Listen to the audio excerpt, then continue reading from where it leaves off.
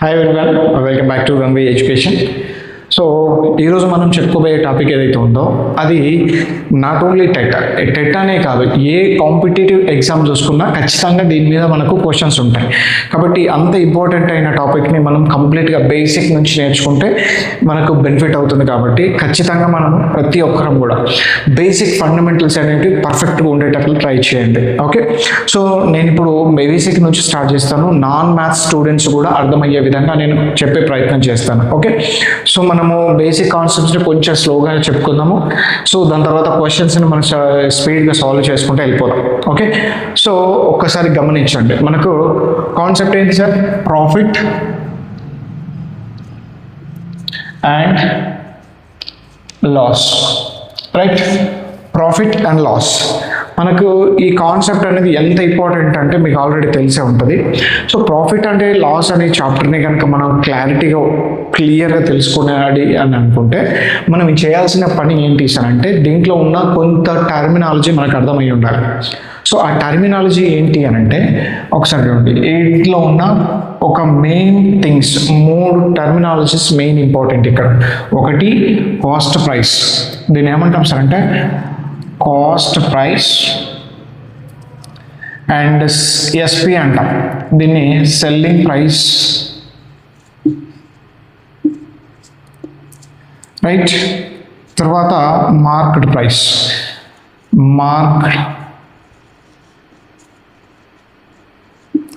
So ఈ 3 అనేటివి మనం ఇంపార్టెంట్. ఖచ్చితంగా ఈ 3 గురించి మనం పర్ఫెక్ట్గా అర్థం చేసుకుంటే దెన్ మనం ముందరికి వెళ్ళిపోవచ్చు అనమాట. ఒకసారి చూడండి, ఏంటి ఈ 3 విషయాల్లో మనం క్లియర్గా గమనిస్తాం. 3 విషయాల్లో కాస్ట్ ప్రైస్ అంటే ఏంటి, సెల్లింగ్ ప్రైస్ అంటే ఏంటి, మార్కెట్ ప్రైస్ అంటే ఏంటి, ఈ 3కి డిఫరెన్స్ కొంచెం ఒకసారి గమనిద్దాం. సో మనం ఒకసారి చూడండి, ఇప్పుడు నేను ఒక చిన్న బిజినెస్ చేస్తున్నా. ఆ చిన్న బిజినెస్లో నేను ఒక ప్రోడక్ట్ కొని ఇంకొకరికి అమ్ముతాను. సో నేను ఎప్పుడైతే ఈ ప్రోడక్ట్ని కొనుక్కొని వచ్చి వేరే దగ్గర నుంచి నా జోబులో నుంచి పైసలు పెట్టి వేరే ఒక వస్తువుని నేను కొనుక్కొని వచ్చినప్పుడు ఇది నాకు కాస్ట్ ప్రైస్ అవుతుంది. ఈ వస్తువు ఫర్ ఎగ్జాంపుల్ నాకు 10 రూపీస్ పడింది అనుకోండి, 10 రూపీస్ పడింది. ఈ 10 రూపీస్ అనేది ఏమవుతుంది సార్ అంటే నాకు కాస్ట్ ప్రైస్ అవుతుంది, రైట్?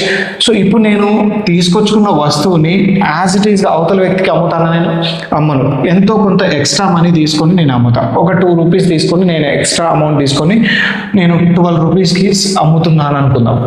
దీన్ని ఏమంటాం సార్ అంటే సెల్లింగ్ ప్రైస్ అని అంటాం. దీన్ని కాస్ట్ ప్రైస్ సిపి అని, దీన్ని సెల్లింగ్ ప్రైస్ ఎస్పి అని అంటాం, రైట్? సో ఇక్కడ చూడండి, ఎంపీ అనేది ఇంకొకటి ఉంది. ఎంపీ అంటే ఏంటి సార్ అంటే మార్కెట్ ప్రైస్ అంటాం. యాక్చువల్గా వాస్తవానికి మార్కెట్ ప్రైస్ అంటే ఏంటి సార్ అంటే కాస్ట్ ప్రైస్. నేను ఈ వస్తువుని నేను కొనుక్కొచ్చుకున్న తర్వాత నేను వాస్తవానికి అమ్మాలి అని అనుకుంటున్నది ఎంతకంటే 15 రూపీస్కి అమ్మాలి అని అనుకుంటున్నాను. కాకపోతే 15 రూపీస్కి ఎవరు తీసుకోవట్లేదు, లేకపోతే 15 రూపీస్కి ఇవ్వడం కంటే కొంచెం తక్కువ చేసి ఇస్తే కస్టమర్స్ వస్తారు అనే ఉద్దేశంతో నేను ఏం చేస్తాను సార్ అంటే కొంత తక్కువ చేసి అమ్ముతాను. నేను ఇక్కడ డిసైడ్ చేశాను, నేను కొన్న తర్వాత నేను ఎంతకు అమ్మాలి అని అనుకుంటున్నానో ఒక మార్క్ చేసి దానిపైన స్టిక్ చేస్తాను. నేను మార్కెట్ ప్రైస్ అంటాను దాన్ని. సో ఎంత సార్ అంటే ఇది ఎంపీ, గుర్తుపెట్టుకోండి. సో ఎప్పుడు కూడా కాస్ట్ ప్రైస్ కంటే సెల్లింగ్ ప్రైస్ కానీ మార్కెట్ ప్రైస్ కానీ ఎక్కువనే ఉంటాయి. ఓకే, సో ఇక్కడ చూడండి, కాస్ట్ ప్రైస్ కంటే మార్కెట్ ప్రైస్ 100% ఎక్కువగా ఉంటుంది. ఓకే, సెల్లింగ్ ప్రైస్ ఒక్కోసారి మనకు తక్కువ ఉండొచ్చు, ఎక్కువగా ఉండొచ్చు, ఏ విధంగానే ఉండొచ్చు. సో ఈ 3కి డిఫరెన్స్ కనిపెట్టండి. ఓకే, కాస్ట్ ప్రైస్ మన పాకెట్ నుంచి పైసలు పెట్టి ఎంత అయితే వస్తువు కొనుక్కొచ్చామో అది కాస్ట్ ప్రైస్. సో దాని నుంచి నేను ఎంతకు అమ్మాలి అని అనుకుంటున్నానో దాన్ని మార్క్ చేసి ఒక ఫిక్స్డ్ రేట్ రాస్తే దాన్ని మార్కెట్ ప్రైస్ అంటాం.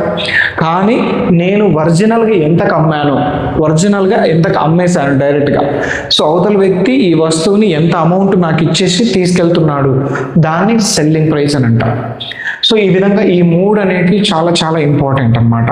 Okay, right? ఓకే, సో ఈ 3కి ఇప్పుడు డిఫరెన్స్ తెలిసిపోయింది. ఇప్పుడు చూడండి, నెక్స్ట్ మనకు ఏంటి సార్ అంటే ప్రాఫిట్. ప్రాఫిట్ అంటే ఏంటి అర్థము అంటే ఇక్కడ చూడండి, నేను తెచ్చుకున్న ఈ కాస్ట్ ప్రైస్కి నేను ఎక్స్ట్రా కొంత అమౌంట్ తీసుకొని సెల్ చేస్తున్నా.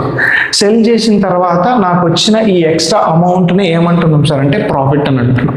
ఈ ప్రాఫిట్ ఎప్పుడు వస్తుంది మనకు అంటే నేను 10 రూపీస్కి వస్తువు తీసుకొచ్చి 10 రూపీస్ కంటే ఎక్కువ అమ్మినప్పుడు మాత్రమే నాకు ప్రాఫిట్ వస్తుంది. ఎక్కువ అని అంటే అది మేబీ 11 రూపీస్ కావచ్చు, 12 రూపీస్ కావచ్చు, 13 కావచ్చు, ఎంత మోర్ దెన్ సిపి కంటే ఎక్కువ ఉండాలి ఓవరాల్గా. అంటే ఎస్పి సెల్లింగ్ ప్రైస్ అనేది ఖచ్చితంగా కాస్ట్ ప్రైస్ కంటే ఎక్కువగా ఉన్నప్పుడు మాత్రమే మనకు ప్రాఫిట్ వస్తుంది. ఓకే, సో నాకు ఈ ప్రాఫిట్ వచ్చింది కదా, ఈ ప్రాఫిట్ని మనం ఎట్లా కనుక్కోవాలి? నేను ప్రాఫిట్ నాకు ఎంత వచ్చింది అనేది ఎట్లా కనుక్కుంటామంటే సెల్లింగ్ ప్రైస్లో నుంచి మా కాస్ట్ ప్రైస్ని కనుక మైనస్ చేస్తే, అంటే selling price minus cost price కనుక చేస్తే నాకు ఏమొస్తుంది సార్ అంటే ప్రాఫిట్ అనేది వస్తుంది. ఏమొస్తుంది? ప్రాఫిట్ అనేది వస్తుంది. సో ఈ విధంగా సెల్లింగ్ ప్రైస్ ఎక్కువగా ఉంటుంది కాబట్టి ఎక్కువ నుంచి సిపి కాస్ట్ ప్రైస్ తక్కువ ఉంటుంది కాబట్టి తీసేస్తే నీకు వచ్చేది ప్రాఫిట్. ఇదే ఎగ్జాంపుల్లో చూసుకుంటే సెల్లింగ్ ప్రైస్ మనకు 12 రూపీస్ ఉంటే కాస్ట్ ప్రైస్ 10 రూపీస్ ఉంటే 12 - 10 2 rupees is a profit value. Okay, so ఈ విధంగా మనం ఏం చేస్తాం అంటే ప్రాఫిట్ ఎప్పుడు వస్తుంది అనేది బాగా గుర్తుపెట్టుకోవాలి. సెల్లింగ్ ప్రైస్ ఎక్కువగా ఉండాలి కాస్ట్ ప్రైస్ కంటే. ఓకే, అప్పుడు మాత్రం మనకు ప్రాఫిట్ వస్తుంది. మరి లాస్ ఎప్పుడు వస్తుంది సార్? మనకి లాస్ ఎప్పుడు వస్తుంది సార్ అంటే నేను ఒక వస్తువుని ఎంతకైతే కొనుక్కొచ్చానో దానికంటే తక్కువ చేసి అమ్మినప్పుడు మనకు లాస్ వస్తుందన్నమాట. మోస్ట్లీ లాస్ ఎప్పుడు వస్తుంది సార్ అంటే వస్తువు నచ్చకపోవడమో లేకపోతే రకరకాల కారణం వల్ల కొన్నిసార్లు వస్తువు సేల్ కాకపోవచ్చు. సేల్ కానప్పుడు ఒరిజినల్ ప్రైస్ కంటే తక్కువ చేసి అమ్ముతాం మనం. సో అప్పుడు మనకు లాస్ వస్తుందన్నమాట. సో అంటే ఇక్కడ నేను సేల్ చేసే సెల్లింగ్ ప్రైస్ అనేది కాస్ట్ ప్రైస్ కంటే తక్కువ ఉండాలి, అప్పుడు నాకేమవుతుంది సార్ అంటే లాస్ వస్తుంది. సో ఇక్కడ చూడండి లాస్ ఫార్ములా ఏంటి సార్ అంటే cost price minus selling price is equals to loss. Okay, cost price ఎక్కువగా ఉంటుంది, సెల్లింగ్ ప్రైస్ తక్కువగా ఉంటుంది కాబట్టి cost price minus selling price చేస్తే మనకు లాస్ అనేది వస్తుంది. Okay, right. సో ఇక్కడ నాకు ప్రాఫిట్ లాస్ ఈ రెండు కూడా చాలా చాలా ఇంపార్టెంట్ అనమాట. దీని తర్వాత వచ్చిన ఈ ప్రాఫిట్ని కానీ లాస్ని కానీ మనం పర్సంటేజ్లోకి కన్వర్ట్ చేయాలి అని అంటే ఫార్ములాలు ఏంటి సార్? ప్రాఫిట్